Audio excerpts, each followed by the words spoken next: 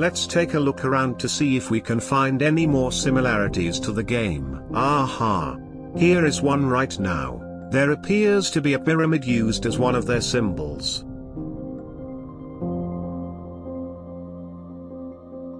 Let's see if there is anything over here as well.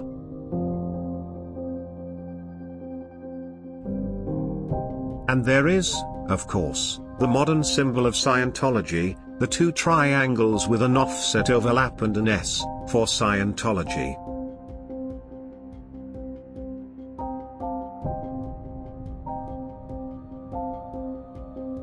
There it is again, placed on the floor in front of the four-pillared entryway. Here we see Ionic pillars with their classical spirals they are known for, and next to that we see in each of the windows of the building, two snakes wrapped around a staff. While today this symbol represents the medical field, it has a long history as being the symbol for alchemy. We see on each side two spirals that appear to form a heart. At the top we see it is crowned with two wings, which clearly identifies the symbol as a caduceus. Adding to the symmetry we see what appears to be the identical branches and leaves as on our dollar bill. Then down here we see another significant symbol of two 5-petaled roses. Let's go down the block a little bit to see what else we can find. Ah, what's this? A 6-pointed star. These are popularly known to be the symbol of the Jewish people called the Star of David. While it is also two triangles that overlap, making it nearly identical to the Scientologist logo, it has a much longer history to the Jewish people. Oh, and what is that? Is it the cornerstone marker for the building? No, that is a plaque added after the building's construction. What does it say? First Jewish religious service was held here on the 4th floor on September 26, 1849 for Yom Kippur, California historical marker. Since L. Ron believes people only respond to our 6 symbols, we should expect he would only use them within his religion. Since that is the case, we should see these symbols also appearing elsewhere throughout the world.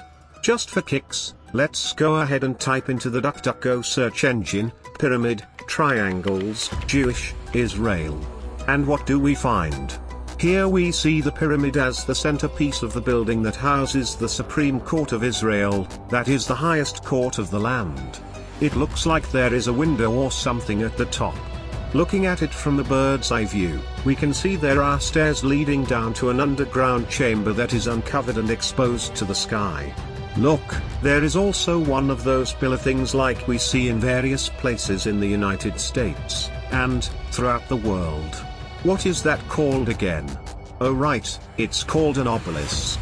There sure are a lot of them all over the place. By my count there are 128 listed in Wikipedia, and seemingly in every influential country of the world. They also seem to be constructed in very symbolic places, like at the Capitol or other politically important locations.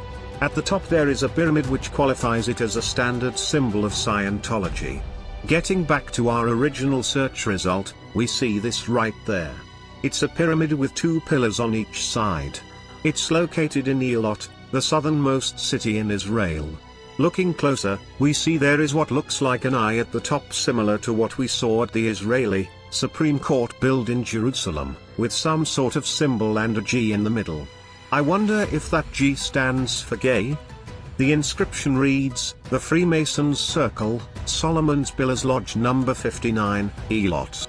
I seem to remember, on the book cover for the Guide to Materials on Scientology and Dianetics, there were also 2 pillars with a pyramid on one of them. So we are seeing that Elron was right, these same symbols are seen in many places throughout the world. But, just who is Solomon, and what is a Freemason? Furthermore, how are they so near identically connected to Scientologist? Let's see if we can get to the bottom of all this. In 1945, before L. Ron wrote Dianetics, he befriended one Jack Parsons, a rocket scientist who lived a double life as an avid occultist. He was the leader of a Los Angeles lodge of the Ordo Templi Orientes, a satanic order headed by Aleister Crowley, originally modeled of European Freemasonry, i.e., the Grand Orient de France, L. Ron and Parsons teamed up to perform a series of sex magic rituals in an attempt to incarnate a Thelemitic goddess called Babylon. According to Parsons, L. Ron was the most gifted Thelamite he had ever met but who was not directly familiar with magic. He then states that everything about L. Ron agreed with Aleister Crowley's religion.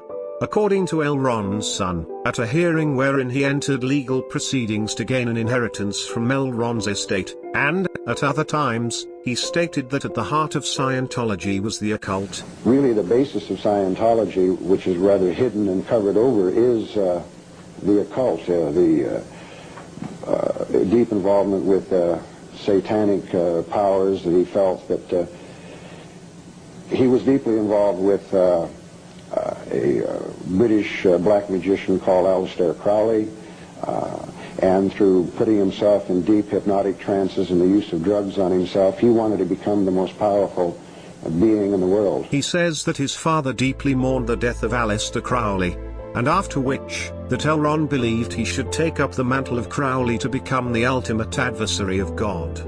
This connection of Scientology to the occult explains why, when we review L. Ron's instructions for auditing, they are really step-by-step guides for astral projection. First, pick a point on your body, then pick a point in the room, then back to your body, and back and forth and so on, until you literally cast your spirit outside of your physical self. This is the reason that Scientologists call a bump on the E-meter exteriorization.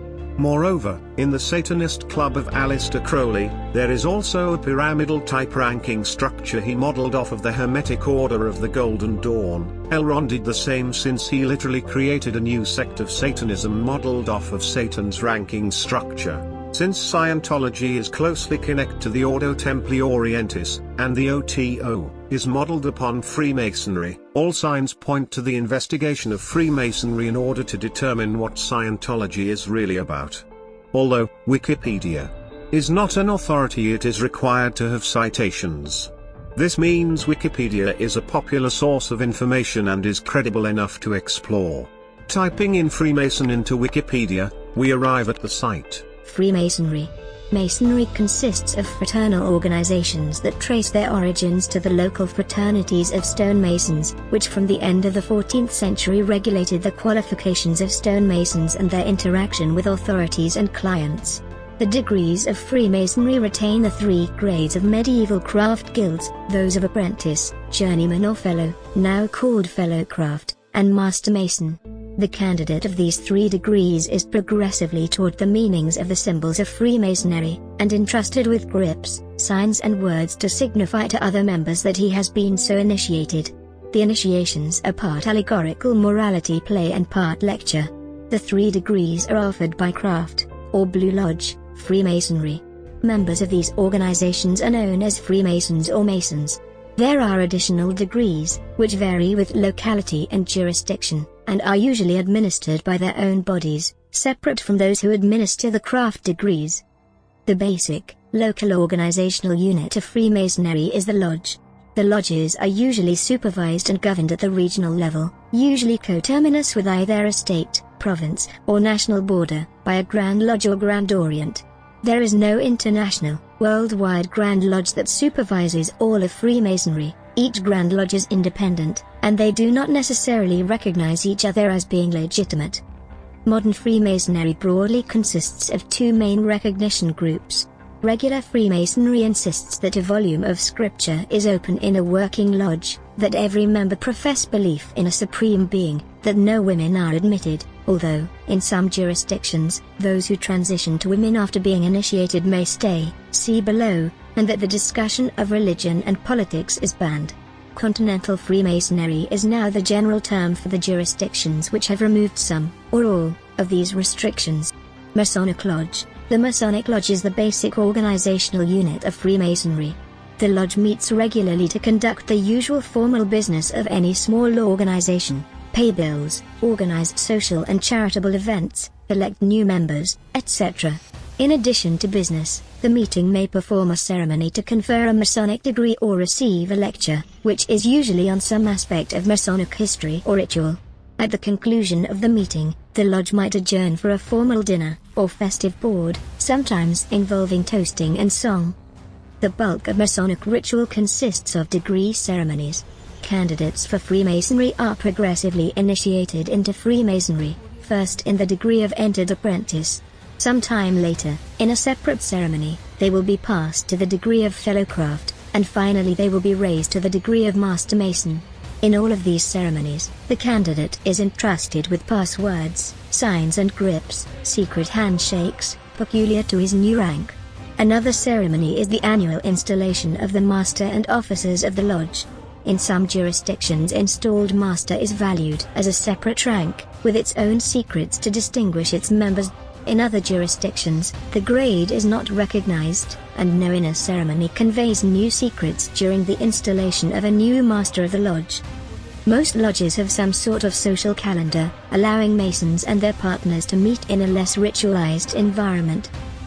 Often coupled with these events is the obligation placed on every Mason to contribute to charity. This occurs at both Lodge and Grand Lodge level. Masonic charities contribute to many fields, such as education or disaster relief. These private local lodges form the backbone of Freemasonry, and a Freemason will necessarily have been initiated into one of these. There also exist specialist lodges where Masons meet to celebrate events, such as sport or Masonic research. The rank of Master Mason also entitles a Freemason to explore Masonry further through other degrees, administered separately from the craft, or Blue Lodge degrees described here, but having a similar format to their meetings. There is very little consistency in Freemasonry.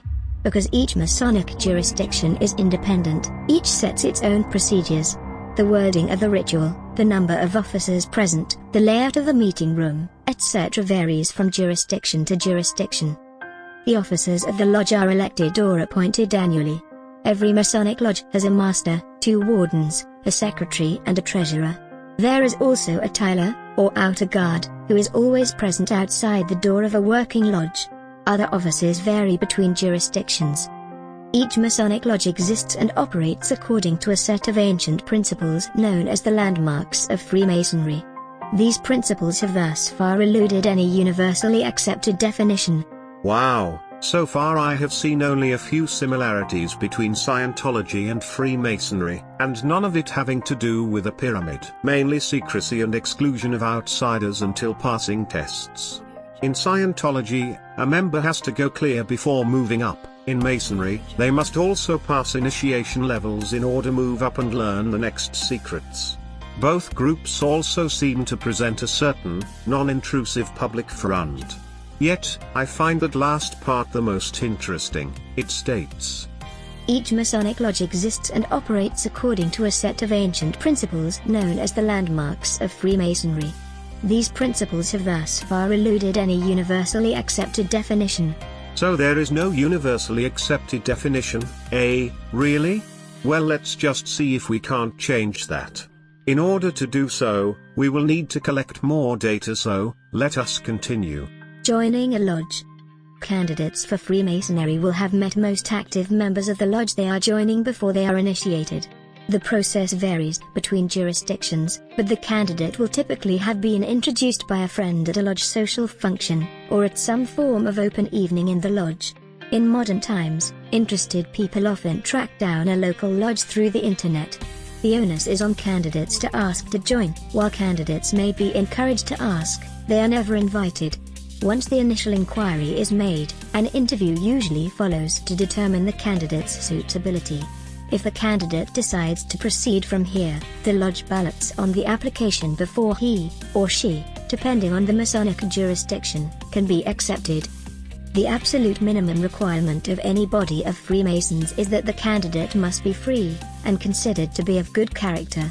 There is usually an age requirement, varying greatly between Grand Lodges, and, in some jurisdictions, capable of being overridden by a dispensation from the Grand Lodge.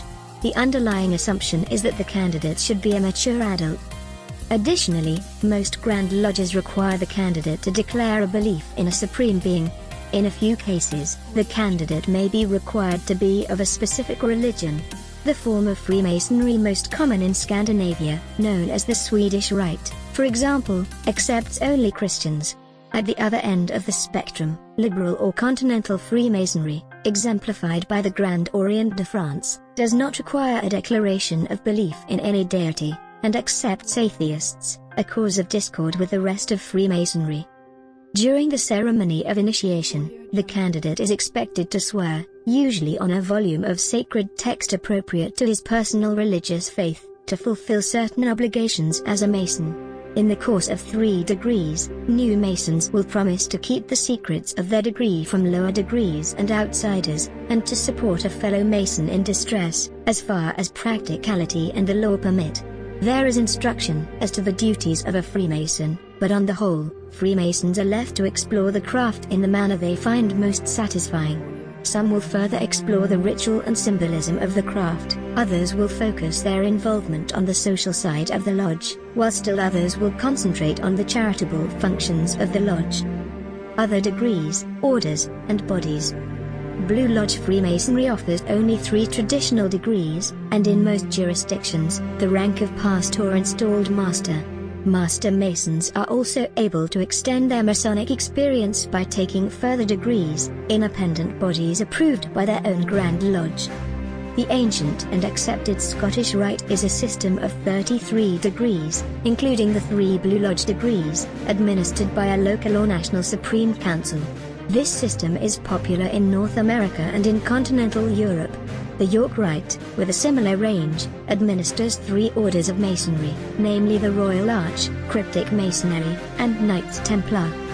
In Britain, separate bodies administer each order. Freemasons are encouraged to join the Holy Royal Arch, which is linked to Mark Masonry in Scotland and Ireland, but separate in England. Templar and Cryptic Masonry also exist. In the Nordic countries, the Swedish Rite is dominant, a variation of it is also used in parts of Germany. Ritual and symbolism. Freemasonry describes itself as a beautiful system of morality, veiled in allegory and illustrated by symbols. The symbolism is mainly, but not exclusively, drawn from the manual tools of stonemasons, the square and compasses, the level and plumb rule, the trowel, among others. A moral lesson is attached to each of these tools, although the assignment is by no means consistent. The meaning of the symbolism is taught and explored through ritual.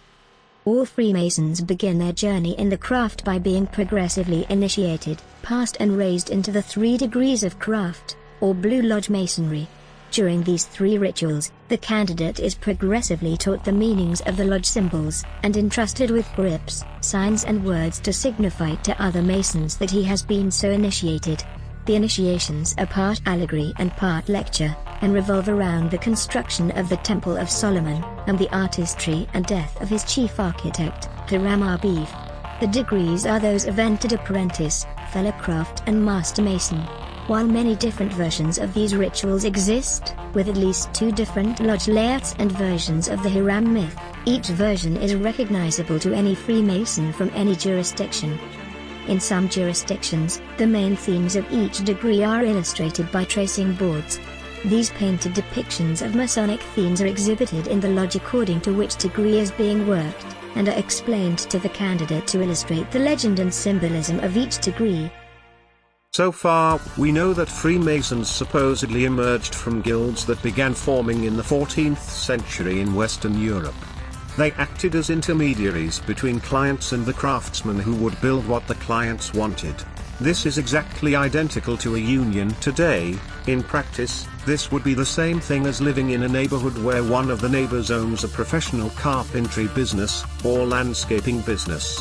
When a different neighbor hires a worker outside of the neighborhood for any reason, it could be price, skill level or no reason at all, then the neighbor who owns a company but was not hired, sees the competition, and he converses with all the other neighbors and pressures the competition to leave the neighborhood.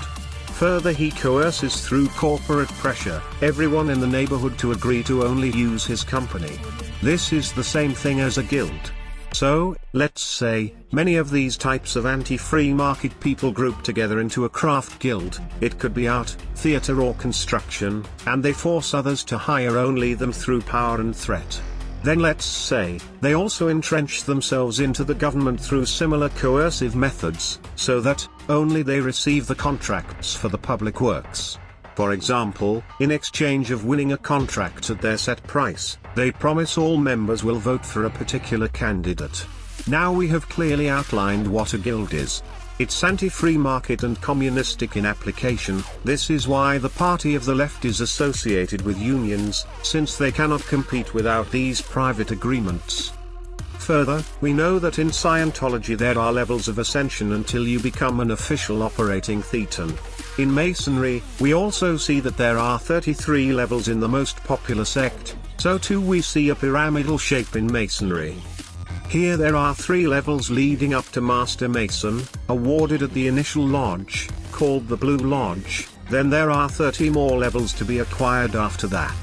As we move up the pyramid, we see Elu, of 9, at the 9th degree, Elu of 15 at the 10th, and Elu of 12 at the 11th. Elu is close to the Hebrew word for the month of Elul, but likely refers to a variation of the Hebrew Eli, meaning God, so to mean, God of 9, or Master of 15, or meaning to move up, ascend, to 12. Next, we see that name Solomon again, at level 13, in the Royal Arch of Solomon. At level 14, we see, for the first time a direct connection to the Jewish people, namely the letter Resh. Resh is the 20th letter of the Hebrew alphabet. And look, it's inside our first triangle. Continuing up, we begin to see more connections to our original questions. The 16th degree is Prince of Jerusalem, the 18th is Knight of the Rose Cross, in the 21st, we see Noah, from the Hebrew Torah, at 23 and 24, we see Tabernacle, also from the Torah. At 30, we see Night Kadosh, which means, Holy Night. At level 32, we see the double-headed eagle behind upside down triangle, our second triangle so far. Then finally, we arrive at the top, where we find an eye, identical to the pyramid we found at Elot, and the Israeli Supreme Court. I qualify operating thetan, and a 33rd degree, have the same meaning. When we look into secular psychology, 101, we find this same idea in the form of a pyramid-like structure until reaching a point of ascension and power at the top. We refer to this idea as transcendency, meaning existence or experience beyond the physical level. These ideas are not unique to Masonry or Scientology. The difference is, in psychology the application of this concept is subjective. It relates to your own personal well-being and it is universally applicable to all humans. First, all humans need food and nourishment, then a safe living environment, then you need sex and affection, after that you need employment, then you will need creative application of your mind like a job that requires the maximum of your cognitive capacity, then you need to satisfy your eyes with beauty and elegance, after that comes self-actualization. Meaning you have become everything you expected from your life, at which point you can help others from a place of transcendence.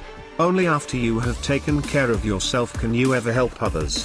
Whereas in Freemasonry, Scientology and most every other organization in the world, the application of the pyramidal hierarchy is imposed on others without their voluntary agreement at its inception. It exists when we are born, and the people who ascribe to it are a threatening force, either join them or be crushed by them, since they believe they are the real power force of the world. Moreover, we know L. Ron set up Scientology as an autonomous organization capable of self-governance. He saw that the only way to really make money was to set up a religion. In this same way, Scientology and Freemasonry are hierarchical like the Catholic Church. The levels of hierarchy are defined, but not imposing, until necessity requires, wherein they galvanize into councils comprising the highest ranked members. We've pretty much determined what a Mason is, but we still don't know what it's all about. For us, the true free men of the world, we will need to decipher the meanings of the paintings in order to understand what secret they are really hiding. First, let's find out who Solomon and Hiram are, and what is Solomon's temple. Temple of Solomon. According to the Hebrew Bible, Solomon's Temple, also known as the First Temple, was the Holy Temple in ancient Jerusalem before its destruction by Nebuchadnezzar II after the siege of Jerusalem in 587 BCE. The temple was constructed under Solomon, king of the United Kingdom of Israel and Judah, and that during the Kingdom of Judah, the temple was dedicated to Yahweh, and is said to have housed the Ark of the Covenant. Now we know what Solomon's Temple is, and we can now understand why the Freemasons and subsequently the Scientologists have Jewish stars on their buildings, use Hebrew, and have biblically oriented degree names, like Noah, Tabernacle, and Solomon. We still don't know who Hiram Abif is, nor why there are so many references to pyramids. Regardless, Solomon's Temple does not have any pyramids. So just who is this Hiram Abif guy anyway, and why are the Freemasons so gay for him? Hiram Abif, also Hiram Abif or the widow's son, is the central character of an allegory presented to all candidates during the third degree in Freemasonry. Hiram is presented as the chief architect of King Solomon's Temple, who is murdered in the temple he designed by three ruffians as they unsuccessfully attempt to force him to divulge the Master Mason's secret passwords. The themes of the allegory are the importance of fidelity, and the certainty of death. Now we know that Masons believe Hiram Abif was the chief architect of the first temple, and we find that he is mentioned in the Tanakh. Let's see what it says in the Word. 2 Chronicles chapter 2. Then Shlomo sent this message to Hiram the king ofZer, "Deal with me, as you dealt with David my father when you sent him cedar logs, so that he could build himself a palace to live in. Here, I am about to build a house for the name of Adonai my God, to dedicate it to him, and to burn before him incense made of sweet spices. The house will also be for the continuing showbread and for the burnt offerings presented every morning and evening, on the Shabbats, at every Rosh Hodesh, and at the designated times of Adonai our God. This is a perpetual regulation for Israel. The house I will build will be great, because our God is greater than all gods. But who is equal to building him a house? Why, heaven itself, even the heaven of heavens, cannot contain him, so who am I to build him a house, except to offer sacrifices before him? Now, therefore, send me a man skilled at working with gold, silver, bronze and iron, dealing with purple, crimson, and blue-dyed materials, and capable of doing all kinds of engraving. He will be with the skilled craftsmen I have with me in Yehuda and Jerusalem, whom David my father provided. Also send me cedar, cypress and sandalwood logs from the Lebanon." Hiram the king ofZer wrote this answer and sent it to Shlomo, "Because the Lord loves his people, he has made you king over them." Hiram continued, "Blessed be Adonai, the God of Israel, who made heaven and earth, who has given David the king a wise, knowledgeable son with common sense to build a house for Adonai and a royal palace for himself. Now I am sending a man of skill and understanding, my master craftsman Hiram, the son of a woman who was one of the daughters of Dan, while his father was a man from Zer. He is skilled in working gold, silver, bronze, iron, stone, and timber, as well as purple and blue-dyed materials, fine linen and crimson material. He can do any kind of engraving, and he can make all the equipment necessary to accomplish any task assigned to him, with the help of your craftsmen and those of my lord David your father." So Hiram supposedly possesses the ultimate secrets. It has something to do with the temple that David designed, and it is a secret only the highest levels know. Although the Masons claim it was designed by Hiram, the Tanakh states in 1 Chronicles chapter 28 verse 11, that David gave Solomon the designs for the temple. Solomon, being wise but inexperienced, contracted an outsider to do the job, and by doing so disregarded the instructions of his father, who said, "For every kind of work, you will have with you every man who is willing and skilled, for every kind of service." Let's take a look at the original worker class divisions for the construction of Solomon's temple. Shlomo took a census of all the foreigners in the land of Israel, following the pattern of the census of David his father. They were found to number 153,600. He appointed 70,000 of them to carry loads, 80,000 to be stonecutters in the hills, and 3,600 as supervisors to assign the people their work. We know the entirety of Freemason law is an allegory based off the construction of Solomon's temple. When we look into the origins of the ranking pyramid, we notice this line: Solomon took a census following the pattern of the census of David his father.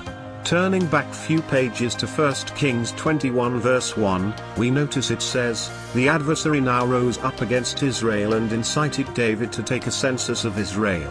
A few sentences later we see that this census resulted in the deaths of 70,000 Israelis before Yahweh's wrath subsided. Moreover, when David first attempted to build the temple, he was immediately admonished by God, who said to David, "Did I ask to have a temple built for me?" So when Solomon took this census and organized his workers according to the pattern of David, it was really Satan's organization structure at the heart of it all. Just like in Scientology, where they wait until you are high-ranking enough to unveil the real secret of ZNU. Rumor has it, at some unknown ranking in Freemasonry, say the 7th degree, they actually take an outright oath to serve Satan. You see, the thing about this is, when these people are taking oaths, they are actually swearing oaths on the lives of their kids as well as themselves. Take a look at this statue of George Washington at the Masonic Memorial in Washington, D.C. He is holding the knife up to his own heart. The oath is along the lines of, "If I do not take these secrets to the grave but reveal these secrets or leave Freemasonry, then may my life, and the lives of my children, be taken." The pyramid in Scientology refers to the organization structure from Solomon's temple, with the hierarchy of each person being in their specific position, with Hiram being a 33 degree just below this eye. The eye in this case, effectually represents the supreme ruler being the adversary within Solomon, since it was the adversary who caused King David to take the original census, and Solomon repeated it after his father's death. This is the organizational precipice for all body politics on the planet. It is the order that they believe should exist not only within their respective organization, but also applied to the entire world, with each person in their respective positions. The foreigners of the land are forced to do the hard labor at the lowest tier, and each person is placed in a tier as a result of their trade. The details of this hierarchical system are outlined in the preceding chapters of Chronicles. This hierarchy outlined in the Tanakh is the same used by every empire, governing body, and organization, both before and after it was recorded here. It is the system of the world. These groups then compete to be the highest up in the pyramid. This is not a system of upward mobility, instead, it is a system of exclusion wherein the lower grades are excluded by secrecy and coercion. Theodore Roosevelt understood the threat of force is often more effective than the use of force itself. Thus coercion is defined as the practice of persuading someone to do something by force or the threat of force. Therefore, all members who ally with this order are forced to go through the requirements that the higher ranks demand to receive the benefits of the next level, and similarly outsiders are coerced to join for easy livelihood. To put it simply, you will be hazed. It was not always so easy to join the Masons. Only a short while ago it was required that only family members were allowed entry, and as a rarity, new bloodlines entered upon the recommendation of an associate.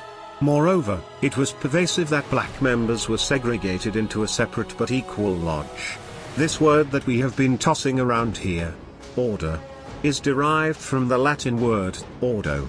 Non-coincidentally, we find this word on our dollar bill. The dollar is the building block of all the other bills, and therefore the most important. The entire phrase found right under the pyramid is, Novus Ordo Seclorum, which means new order of the ages. This is misleading for many reasons. 1. There is nothing new about a physical pyramid which can be traced to the most ancient civilization, including the classical Greco-Roman periods. 2. The quote is taken from the poem, Eclogue by Virgil, who lived in the 1st century before current era, which was more than 2,000 years ago. 3. The pyramidal ranking structure of Solomon's Judeo-Empire found in the Tanakh dates back to the 1st millennium BCE. 4. Before this pyramid was placed on the dollar bill's silver certificate in 1935 by Masonic President Franklin Roosevelt, at the suggestion of his future Masonic Vice President, Henry Wallace. The seal was commissioned in 1776 under the presidency of Worshipful Master Mason and icon of North American Freemasonry, President George Washington. The final design was completed in 1782. However, with the likes of Alexander Hamilton as treasurer, and John Adams on the design board, plus the backing of most of the colonial people against pyramids in general, they prevented its appearance on the official banknotes of the United States until over 100 years later. 5. The other seal is of an eagle, which was the legionary's symbol from classical Greece. The double-headed eagle was added by Constantine when his empire was centered in Constantinople. Since then it has been picked up by many governments including the seal of Russia and Nazi Germany. The double-headed eagle represents a global empire, wherein an eagle can fly all the way east and all the way west, symbolizing an empire that conquered west, all the way to Britain, and east all the way to India. The United States having the eagle head facing the west, shows it is the west side of the global empire. This was acceptable to the revolutionaries since the eagle is specifically of the bald variety, native only to North America. Further, the prophet Isaiah states that those who trust in the Lord will soar on wings like eagles. Its historic Greco tradition was also acceptable. After all, the United States is in the West.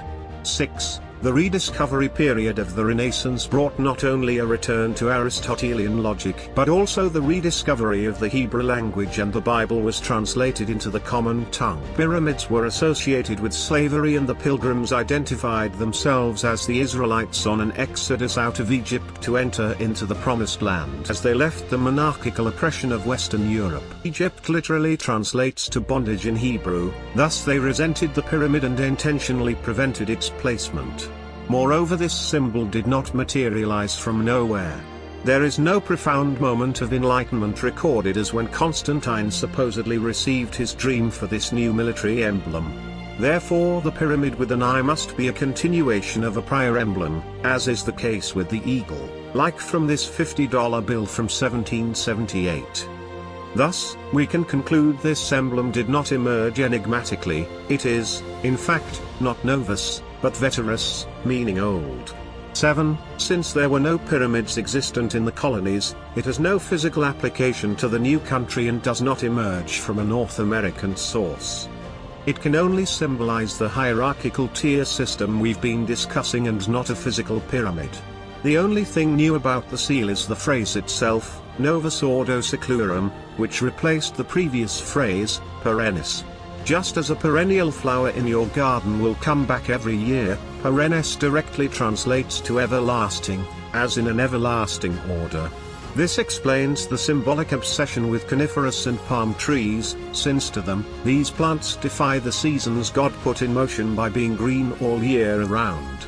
Next, we find that the other Latin inscription on the seal is, Annuit Coeptis, meaning, to approve of our undertakings. This replaced the original Latin phrase, Deo favont. Deo, like the term deity, means God, and favant, means simply favorite or favor. Thus the entirety of the original seal, Deo favant perennis, in today's vernacular is, God's favor forever. The final seal, which is on our dollar, is, Annuit Coeptis, Novus Ordo Seclorum, meaning in our vernacular, God favors our undertakings for a new order of the ages. The semantic intent of the creators when combining the earlier inscription and the new inscription is, God favors our renewed order to be the true empire of the world when the age of eternity arrives. Annuit Coeptis is taken from Virgil's poem, Georgics. Viewing a late Renaissance painting of the poem, we see one man who is sitting, and is focusing on his work.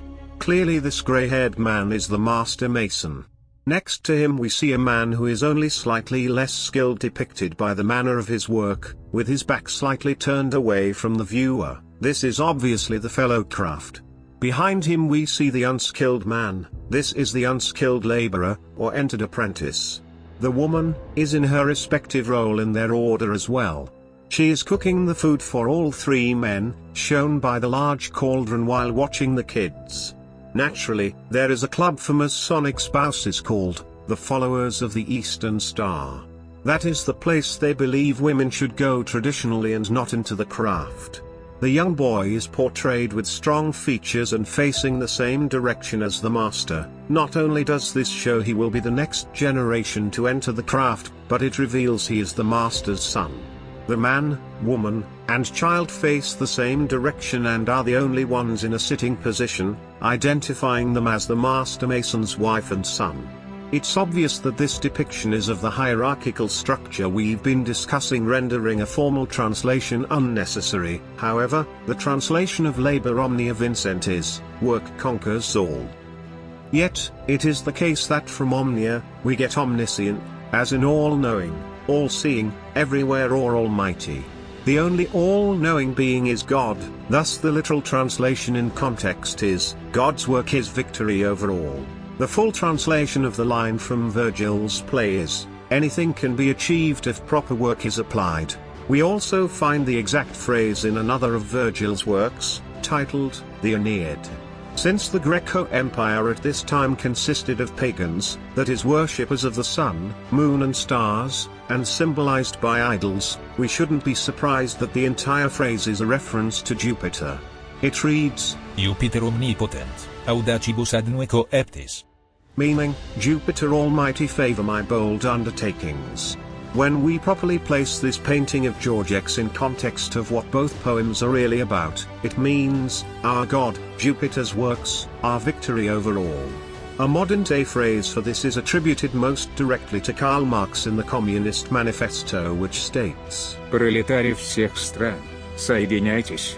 Meaning, workers of all lands, unite. The example that stands out to expose this hierarchical practice of population immobility, can be found in a famous president's speech. He set the tone of his presidency with its delivery after a mere 2 months and a few days into office. He was later assassinated as one of 4 presidents actually killed in office. President John F. Kennedy. These days, and the article I read some time ago reminded me of how particularly heavily the burdens of present-day events bear upon your profession. You may remember that in 1851, the New York Herald Tribune, under the sponsorship and publishing of Horace Greeley, employed as its London correspondent an obscure journalist by the name of Karl Marx. We are told that foreign correspondent Marx, stone broke, and with a family ill and undernourished, constantly appealed to Greeley and managing editor Charles Dana for an increase in his munificent salary of $5 per installment, a salary which he and Ingalls ungratefully labeled as the lousiest petty bourgeois cheating. But when all his financial appeals were refused, Marx looked around for other means of livelihood and fame, eventually terminating his relationship with the Tribune and devoting his talents full-time to the cause that would bequeath to the world the seeds of Leninism, Stalinism, revolution, and the Cold War. The very word secrecy is repugnant in a free and open society, and we are, as a people, inherently and historically opposed to secret societies, to secret oaths, and to secret proceedings. We decided long ago that the dangers of excessive and unwarranted concealment of pertinent facts far outweighed the dangers which are cited to justify it. And there is very grave danger that an announced need for increased security will be seized upon by those anxious to expand its meaning to the very limits of official censorship and concealment. Today, no war has been declared, and however fierce the struggle may be, it may never be declared in the traditional fashion. Our way of life is under attack. Those who make themselves our enemy are advancing around the globe. The survival of our friends is in danger, and yet no war has been declared. No borders have been crossed by marching troops. No missiles have been fired. If the press is awaiting a declaration of war before it imposes the self-discipline of combat conditions, then I can only say that no war ever posed a greater threat to our security. If you are awaiting a finding of clear and present danger, then I can only say that the danger has never been more clear, and its presence has never been more imminent. It requires a change in outlook a change in tactics, a change in missions by the government, by the people, by every businessman or labor leader, and by every newspaper. For we are opposed around the world by a monolithic and ruthless conspiracy that relies primarily on covert means for expanding its sphere of influence, on infiltration instead of invasion, on subversion instead of elections, on intimidation instead of free choice, on guerrillas by night instead of armies by day. It is a system which has conscripted vast human and material resources into the building of a tightly knit, highly efficient machine that combines military, diplomatic, intelligence, economic, scientific, and political operations. Its preparations are concealed, not published. Its mistakes are buried, not headlined. Its dissenters are silenced, not praised. No expenditure is questioned, no rumor is printed, no secret is revealed. It conducts the Cold War, in short, with a wartime discipline no democracy would ever hope or wish to match. So what exactly are these covert means that President Kennedy was mentioning? We know that the Masons are required to swear oaths of secrecy, they are taught secret meanings hidden in paintings, and they receive secret handshakes to let others know what rank they are. But what exactly is the meaning of all of it? From now on, we are going to depart somewhat from the concrete and jaunt into the abstract. So to mean every detail is not going to be presented with a citation. This has to be the case as we are literally digging into information that has been intentionally encoded to maintain its secrets for millennium. Thus, it follows, in order to decode this information you must simply judge it yourself at face value. I am digging from a lifetime of information acquired through extensive reading, dedicated study, and empirical observations. I am presenting my dissertation in the form of this infomentary feature film as I have no other way of explaining it justly. The nuanced questions that are not addressed here have been excluded as a matter of choice for sake of time. This is my life's work and I am offering it to you freely to give you a chance at true salvation in the Messiah Yeshua, the Son of the true God, Yahweh. Further, I am doing this to defeat my enemies. These are the enemies of my God, and they have kept you enslaved by keeping this information hidden. Thus it is my mission to expose them, thereby taking their power off of you and, it is my hope, freeing you from enslavement to this system. When the first degree of entered apprentice is taken by an initiate, the meeting is always set during the night on some such date as the first Friday of the month, perhaps dependent on the moon phase.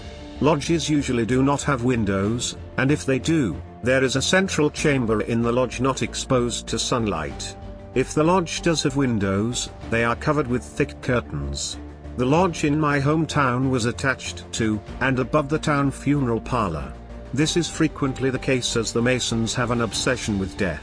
Its entrance is a small nondescript door on the back side of the building.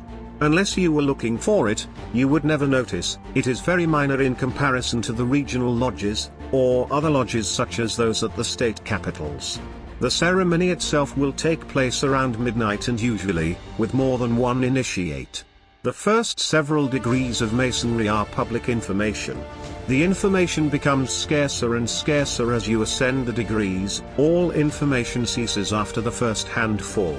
Since the Masons are entrenched in the government, and they are such arrogant braggers, they hide their secrets right in plain sight. They believe that they are so clever that no one outside of the craft will be able to decipher their codes. Therefore, the information can always be found at the library, which just so happens to be across the street from the lodge. If a Mason writes a book, almost simultaneously, it appears in the library upon its publication. This photo is of a Mason dressed up exactly as required for the first degree. He is dressed up as a medieval heretic on the way to the gallows, and direct indication of the heretical occultism of the craft. A heretic is a professed believer who maintains religious opinions contrary to those accepted by his or her church or rejects doctrines prescribed by that church. Occult as defined by Merriam-Webster, to shut off from view or exposure, or not revealed, secret. Thus, not only are the Freemasons an occult due to their oaths of hiding their secret law, they are also members of occultism. A result of the term occult science is referring to astrology, alchemy and natural magic, which they are heavily involved in. This usage of the term occult sciences gives new insight into the true meaning of Scientology, since occultism is literally the scientific pursuit of studying the paranormal. Now we can easily depart from what they say Scientology is, and empirically evaluate the manifestations of their religion, as opposed to judging it based on what they say it is. It would be absurd to trust what they say when they flatly state they intently conceal their secrets. The only way to find out what these secrets are is to join them. That, my friends, is the definition of occult. A cult is a quasi-religious organization using devious psychological techniques to gain and control adherents. Throughout the 20th century, the term occultism was used interchangeably to refer to a range of esoteric traditions such as spiritualism, theosophy, anthroposophy, the Hermetic Order of the Golden Dawn, and New Age. All of these and more, including Scientology and Freemasonry, are provably identical to one another. Now that the setting is in place, let's return to the first-degree Mason attire and its symbolism. Each initiate chooses the length of the noose tied around their neck. Whether they choose it to be longer or shorter reveals something about their psyche. The first concept that sticks out is the presentation of opposites, specifically the conveyance of mirror imagery. The left pant leg is rolled up while the right sleeve is rolled down. The right pant leg is rolled down and the left sleeve is rolled up. This forms a sort of yin and yang concept, making an infinity circular motion as seen by the viewer. Notice this hand gesture makes a semicircle near the crotch. By doing this here it conveys a semi-erotic pose, especially combined with his exposed left nipple. His right foot is slightly forward, indicating the first step into Freemasonry. The man is blindfolded or hoodwinked. What happens next? He is led into the ceremonial chamber room by the conductor, who is a higher-ranked member of the craft and is probably the one who introduced him to the group, making him the handler. The initiate will then be led in circumambulation around the chamber. Each step is dictated and the pattern around the central drawing board is precise. The layout of the lodge is very important. Of incredible importance to the occult are cardinal directions. The opening of the entryway is in the west, the master of the lodge is in the east representing the sun. The movements and positions of objects and persons around him represent planetary objects. His chair will be the highest, only a little lower will be two chairs of equal height representing the treasurer or some such titled slightly lower ranked masons than the master. The differences in elevation of the chairs are subtle, but signify the rankings and give recognition above the everyday masons. Subtleties are the trademark of the occult. While some of what you are seeing is symmetrical, upon closer inspection you will find that object placement skews the symmetry. For example, there is only one chair here as opposed to being another chair here. These candlesticks are different, one is taller than the other, and the same thing here. This mirrors the outfit of the first-degree initiate candidate. Sigmund Freud is most notably attributed to the discovery of the subconscious mind and its ability to affect conscious actions. The conscious mind is unaware of the underlying drives behind their decision-making.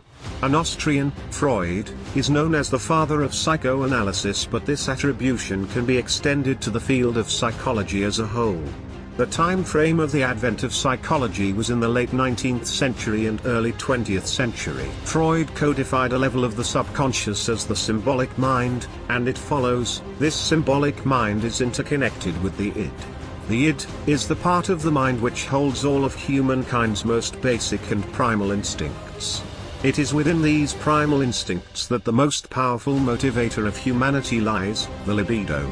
Within these mechanisms many abstract forms arise such as, beauty and therefore, ugly. Greater than 60% of communication is nonverbal. It follows that nonverbal communication, hand gestures, voice inflection, and most importantly, physiological positioning, meaning the distance between sender and receiver, leaning forward or backward, touching, cleavage, and facial expressions, convey the bulk of communique. The result of this phenomenon is that we can infer that the symbolic mind remains within our subconscious until we become overtly aware of the symbolism, and this is actually more powerful than the conscious mind.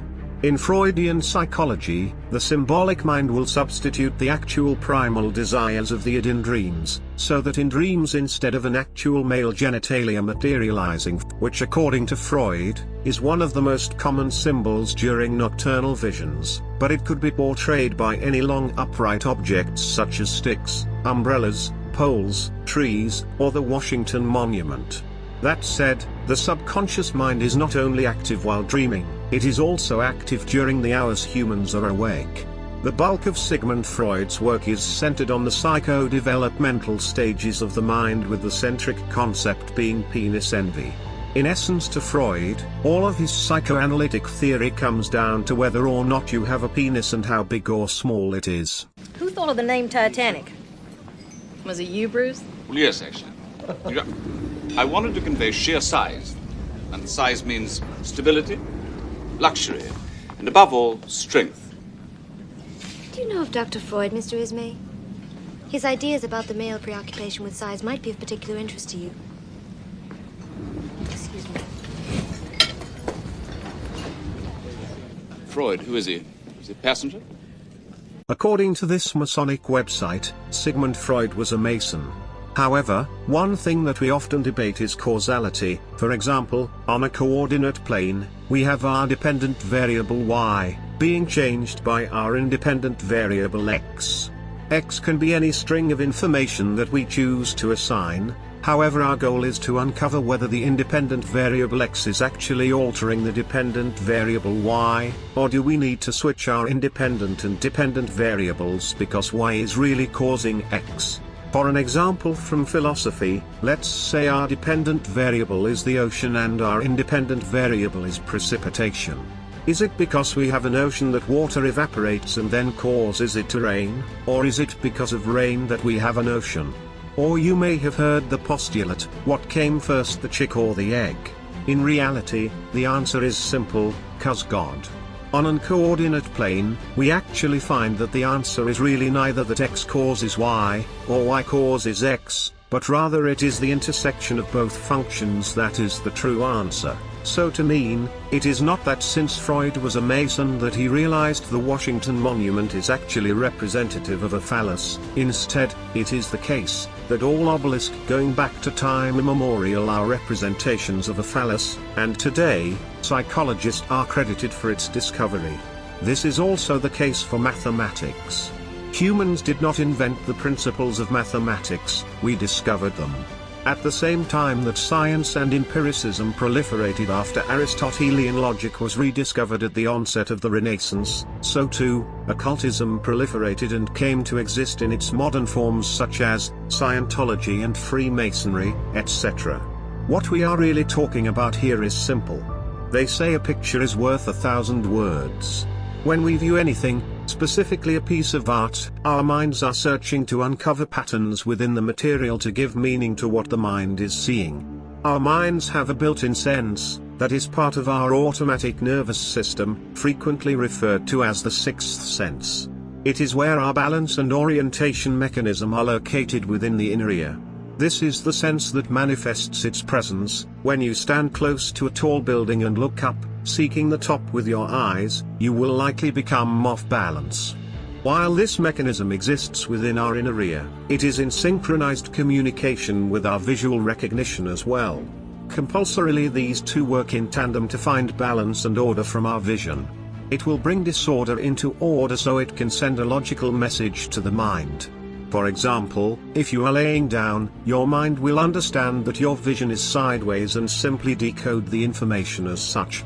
But if what you are seeing, like this image now, is sideways and your body is not, your mind will run into conflict as it tries to make sense of the imagery that is defying the laws of physics, and is therefore illogical. When it comes to Masonic drawing boards and occult art, we can pretty much relegate the symbolism of the material to generic conceptions.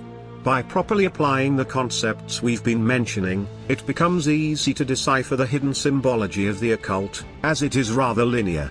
In fact, by maintaining a linear approach as our cipher protocol, we will easily decipher the entirety of their system. Before we do, we need to back up for just a second and understand that, despite any website's claims that Sigmund Freud was a Mason, the evidence is non-conclusive, and more importantly, irrelevant.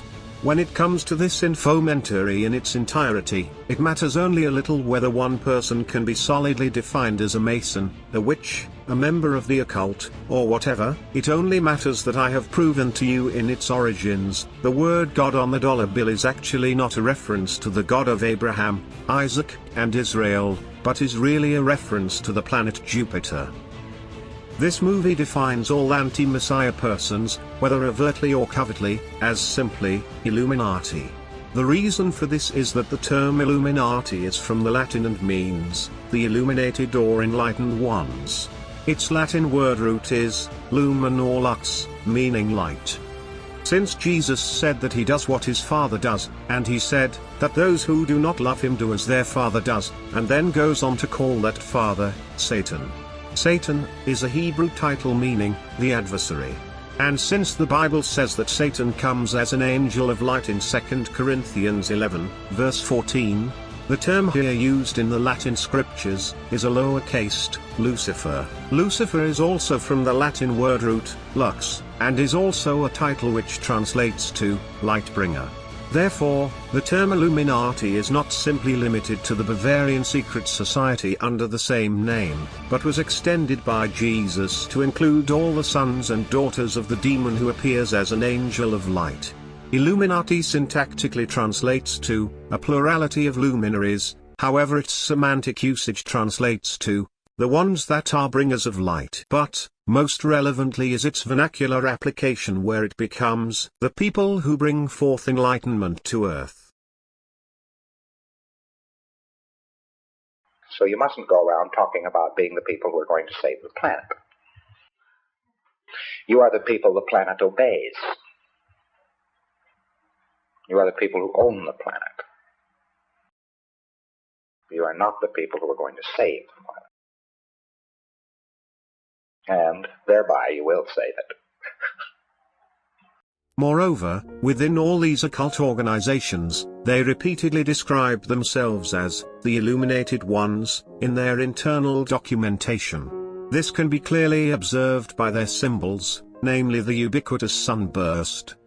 The title of this movie, Killuminati, is a portmanteau. It is a combination of two words, kill, and Illuminati.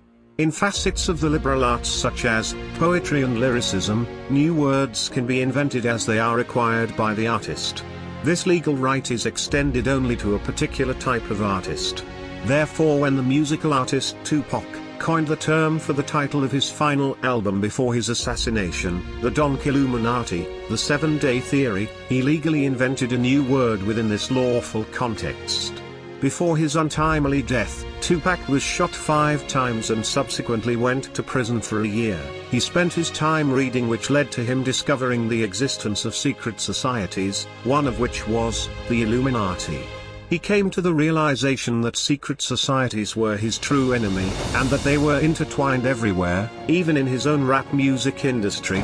Thus he very cleverly added the single letter, K, in front of the secret society's name to form the meaning, Killuminati.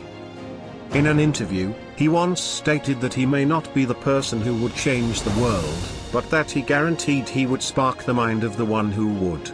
Killuminati, the lone name of this infomentary feature film, while they sane parish crooks sparked this inferno, it was fueled by many, many others as well. You know what I'm saying? Ain't that what we're supposed to do?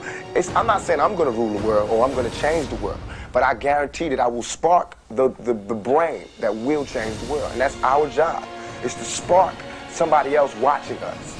We might not be the ones. But let's not be selfish, and because we're not going to change the world, let's not talk about how we should change it. I don't know how to change it, but I know if I keep talking about how dirty it is out here, somebody's going to clean it up. Now let's take a look at this symbol. It looks like an upside down V, and we call it a delta, since it looks like the Greek letter delta. According to Freud, anything taller than it is wide excites the subconscious mind, because it is observing a penis. Conversely, the female genitals are symbolically represented by objects which enclose a space capable of being filled by something. Now, take a look at this. It's a V that is oriented normally. To the symbolic mind, this is representing the female genitalia. Female genitalia can be represented by pits, caves, bottles, boxes, trunks, jars, suitcases, pockets, ships, the mouth, churches and shoes. Breasts are represented by apples, peaches, and fruits in general. A man's genitals can also be substituted with objects out of which water flows, such as faucets and fountains, or objects that can be elongated such as telescopes and collapsible pens. The extraordinary characteristic of an erection in which the penis raises itself against the force of gravity, results in symbolic representation by balloons, airplanes, missiles, and rockets. Now, we can easily infer why the male and female sex symbols are what they are. This should give definitive clarity to your understanding that the symbolic mind of the subconscious is simply based on impressions within the psyche. In 1923, a 12-year-old L. Ron briefly made the acquaintance of Commander Joseph Snake Thompson, a U.S. Navy psychoanalyst who familiarized L. Ron with Freudian psychology.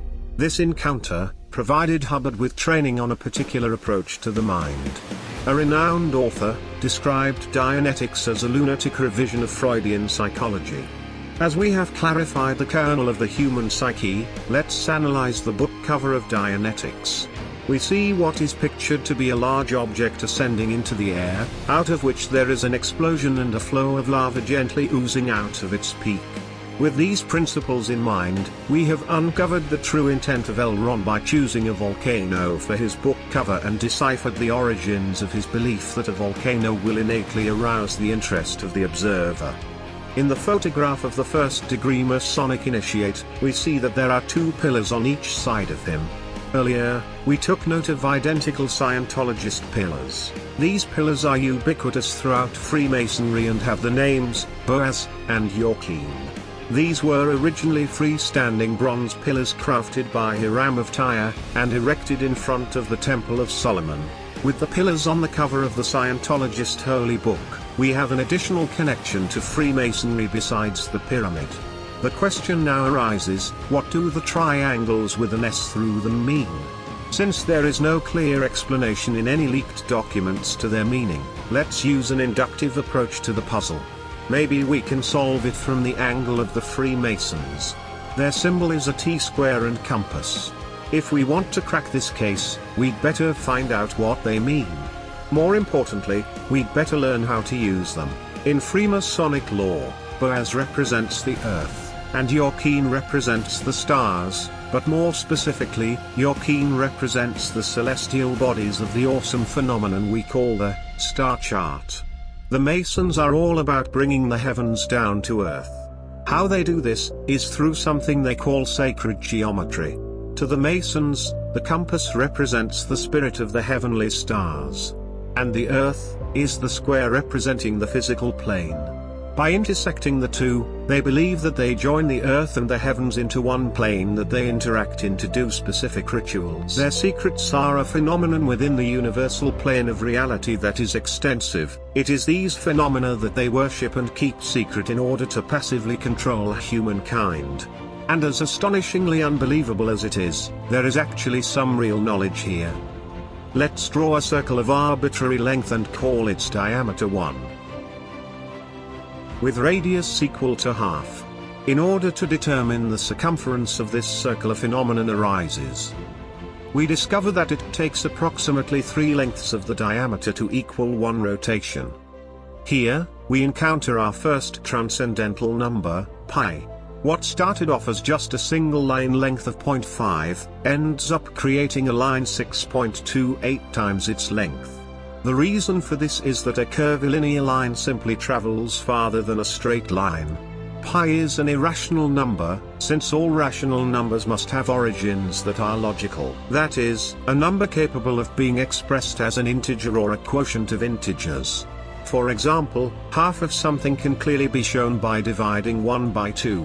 When it comes to irrational numbers, we know that pi exists since when we rotate a circle we discover that the number is real, but when we try to derive it using a ratio, we have to get very strange with the numbers to approximate it. For example, 22 divided by 7 is accurate to 2 decimal places. A closer approximation is 355 divided by 113. Nonetheless, it does not result in a precise quotient for pi. Moreover, when we are using geometric shapes, we should be able to come up with some sort of physical manipulation of its geometric form to equal pi. However, when we look at a circle inside a square, we cannot piece it up in a way to determine pi. Thus pi is also a transcendental number, since it is not the root of any polynomial having rational coefficients. This transcendence of pi implies that it is impossible to solve the ancient challenge of squaring the circle with a compass and straight edge. We'll just have to see about that, now won't we? Now, let's say we want to make an equidistant triangle. We might think intuitively that if we simply jump on a computer and build a box, then split the box in half, and draw a line from the corner of the box to the top middle, we'll be able to do it. However, not only is the line not equal to the original, but we know, as a result, the angles are not equal either. The sum of all angles of a triangle are 180, because the sum of all angles in a square is 360, and a triangle is simply half of that. So how are we going to make an equidistant triangle? Let's say we live in a more primitive culture that is still technologically advanced enough to be admirable, but is not standardized like we are in modernity. Let's imagine ourselves any time before or during the lifetime of Jesus, around the time of the Pythagoreans, the Academy, the age of the pyramids, or the time of King David. Since we are playing the imagination game, let's make ourselves into anarchist as well. This way we clearly establish that we have no ruler to set the lengths and measurements. Instead we are using a natural scale. So, how can we do this under these conditions? I can't even intuitively create one on my computer, unless I use a shape tool. But, under the conditions I have described, there are no computers. Even if we had a 90-degree square, we cannot do it either. If we had a protractor it would be possible, but still a nuisance. It follows that in the 1950s, when Hubbard created Scientology, computers could not create the two equidistant triangle symbols he chose. So there must be a secret here. Astonishingly, the compass, seemingly by magic, will intrinsically create it for us. Simply pick any length and set it equal to our straight edge line we're calling 1. We'll mark the central point above our line with an X, by placing our compass on one end of the line and making a mark, then doing the same thing from the other end of the line. Now, we'll use our straight edge to make a line connecting both points. Wow! It looks like we've made the equidistant triangle. Let's make absolutely sure by checking the lengths. All lengths are the same. As a result, we know the angles are going to be the same too, but let's check.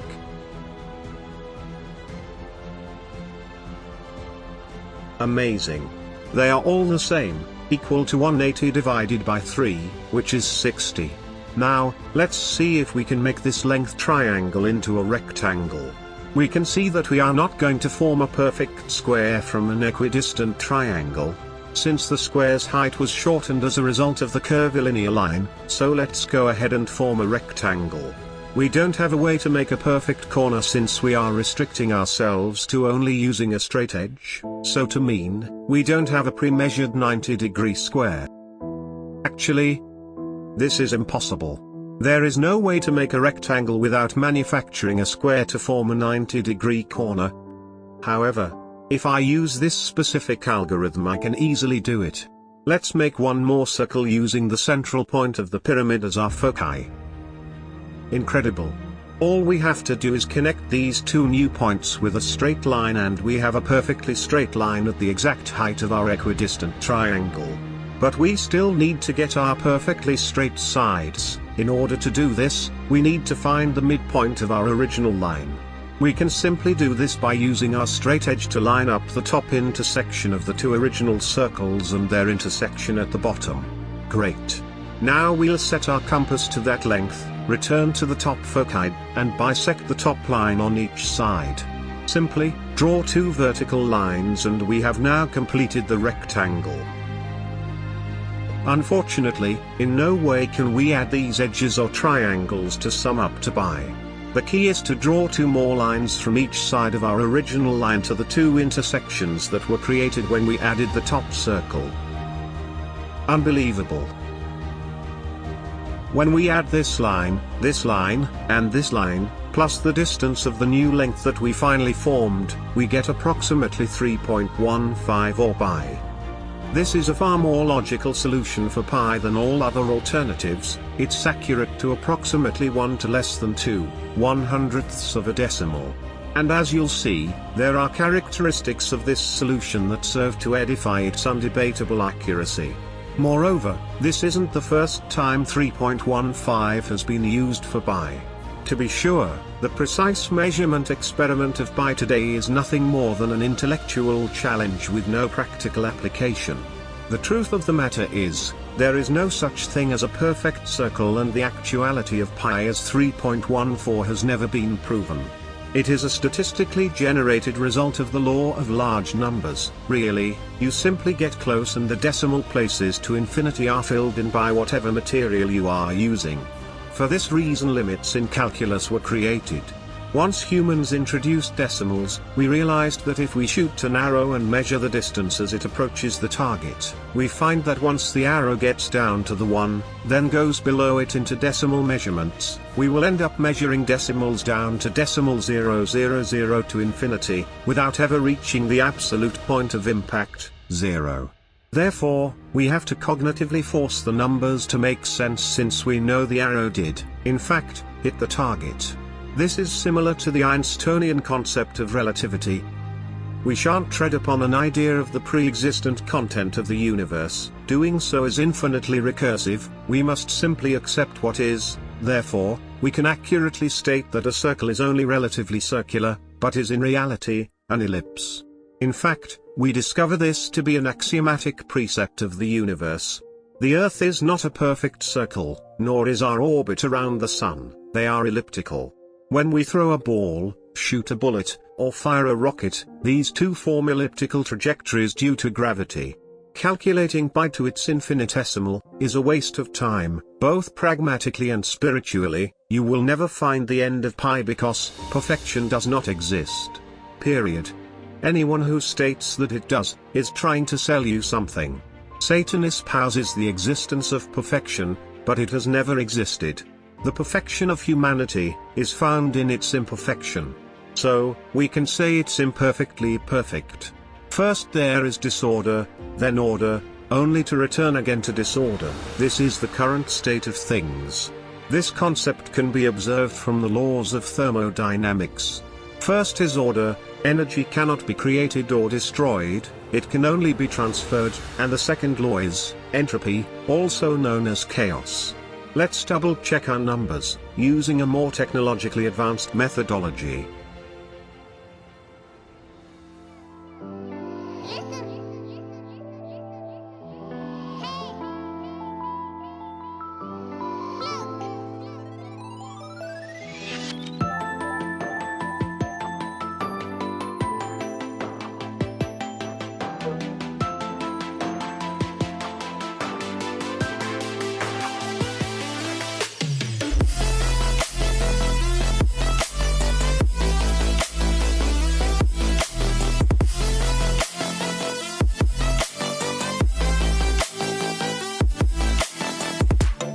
This time we are showing the task can be completed with two triangles to demonstrate why LRH chose this symbol for Scientology.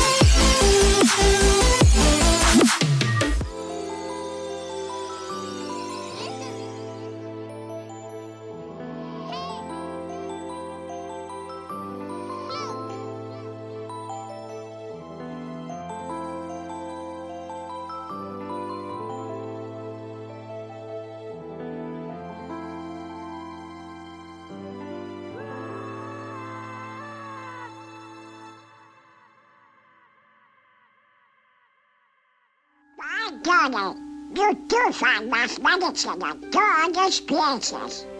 You can imagine how excited Pythagoras was when he shared his findings with his pals, a fraternity of eggheads, known as the Pythagoreans.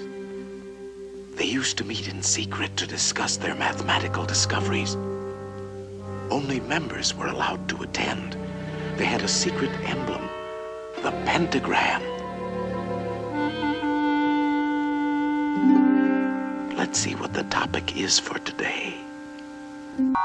Pythagor, boy, put it out. Well, I'll be a persuaded kid. It was our old friend Pythagoras who discovered that the pentagram was full of mathemagic. The two shorter lines combined exactly equal the third. And this line shows the magic proportions of the famous golden section. The second and third lines exactly equal the fourth. Once again, we have the golden section. But this is only the beginning.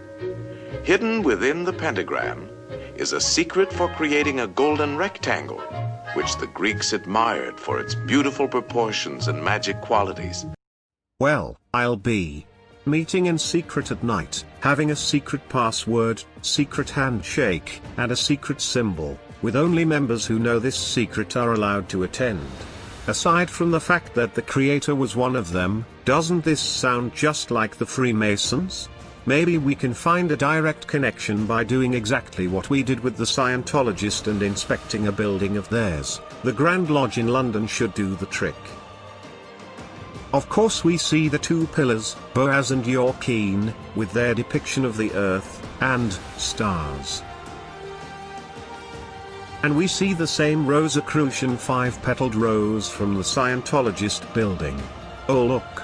There it is. A pentagram right at the entrance to the building, in the exact same format as the Scientologist emblem in front of their door. Let's take a closer look at our diagram we created to calculate pi. Just in case you didn't realize it earlier, let's go ahead and finish our diagram by connecting the two lines that crossed the sides of our rectangle. There we are, we've now created a perfect pentagram. So then, in order to make a rectangle with only a straight edge and compass, we have to create a pentagram. Moreover, in order to find the final number we needed to calculate pi, we used the exact height of the final line for the pentagram. What's amazing about this is its incredible symmetry. The symmetry is nothing short of a phenomenon. What's amazing here is that the line equal to 1 spanning the length of the rectangle became perfectly divided into thirds. Each one of these lines is equal to 0.33. It doesn't stop there. In addition to these three, the two at the top are also equivalent to 0.33. Amazing. Now we know why the highest rank of Freemasonry is the 33rd degree. However, that wasn't the only length that divided into thirds. The height of our rectangle was as well. This line is equal to decimal 288, and so is this middle length, and the bottom one. Obviously then we know that these top two sides are equal to 0.288 as well. Surprisingly, this length here is also 0.288, and so is this one. Back to the top middle. When we drew this perpendicular line here, we split the line of 0.33 in half, so we know each side is approximately 0.168. Also, these two lines equal 0.168, and when doubled, they equal 0.33. We then take this length of decimal 288 and double it. It also equals this bottom length here, of 0.575. Since these two triangles are equivalent, and we know we divided the bottom length in half, then we also know that this hypotenuse is also equal to 0.5, and, conversely, we know this length is also equivalent to 0.575, without having to remember our measurement earlier for pi. Finally, we also divided this line into thirds as well. Decimal 288 double to equal this line here, but it also doubles to equal this line up here outside of our box. Incredible.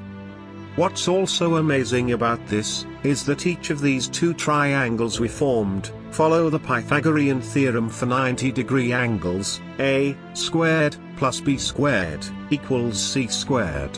which is very intriguing since these decimal triangles are a feat to manufacture without using this specific geometric form that we somehow created using only a compass and straight edge.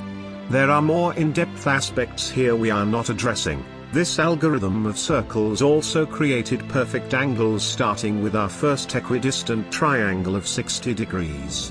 When we made the additional line to calculate pi off of this x up here, it bisected the 60-degree line to give us exactly 3 30-degree angles. It also created another equidistant triangle equal to 0.575, with all 60-degree angles. In fact, every angle here is 60 degrees. As we move up, bam, it made 4 90s, up here it gave us an angle of every flavor, 60, 30, 90, here we got 2 60s and they doubled into 2 120s, at the top it gave us 3 more 60s, with one bisected into 30s. I don't care who you are, it is amazing that we created all this symmetry by just connecting some circles starting off of an arbitrary measurement we defined as 1. But, it's probably time to address the elephant in the room. What's up with that 6-pointed star that we've seen all over the place? Well, it's quite simple really. Now that we are here and we've laid this foundation, just take this pentagram, rotate it 180 degrees,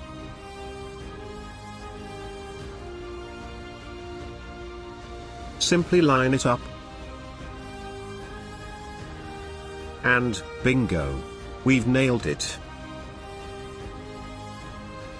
Now that we have the fundamental building block of sacred geometry, let me show you how to use it.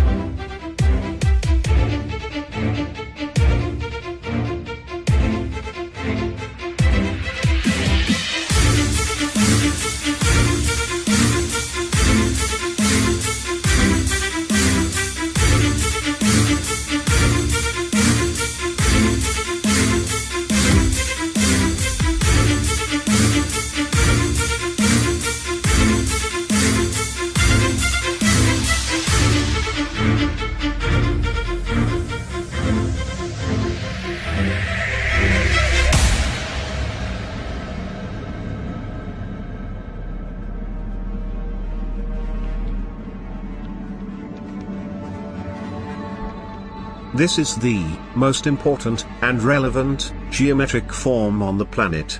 It is called Metatron's cube.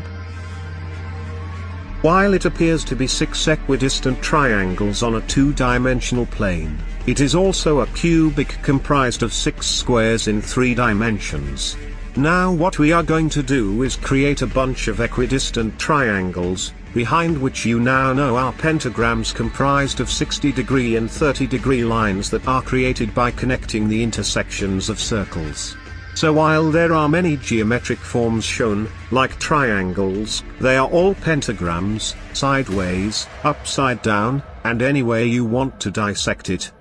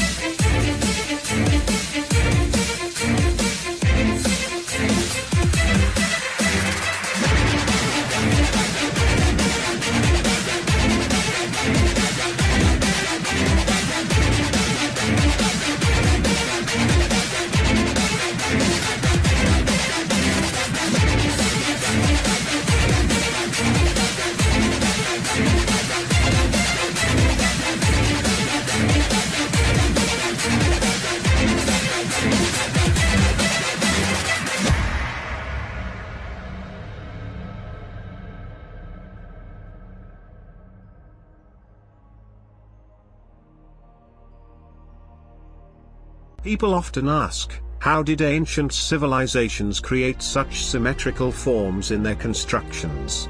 Well, now you know. With each successive formation of the pentagram, we added on one more length equal to 1. This can be repeated to infinity, and still maintain perfect symmetry.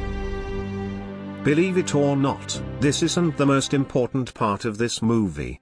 You want more? Do you? Well, there's only one way you are going to get it. Fallout.